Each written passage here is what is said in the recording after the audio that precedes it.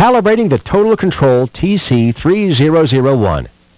Because of its unique virtual reality feature, IMS, calibration is slightly different from standard joysticks. Please follow these simple step-by-step instructions to calibrate correctly.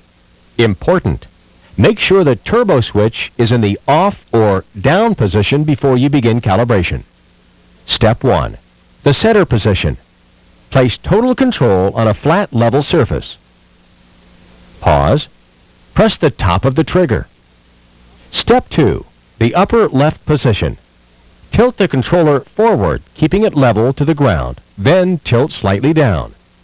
Rotate 45 degrees counterclockwise or left. Pause. Press the top of the trigger. Step 3. The lower right position. Tilt the controller back, keeping it level to the ground. Then tilt the face slightly downward. Rotate the controller 45 degrees clockwise or right. Pause. Press the top of the trigger. Total Control TC3001 calibration is complete.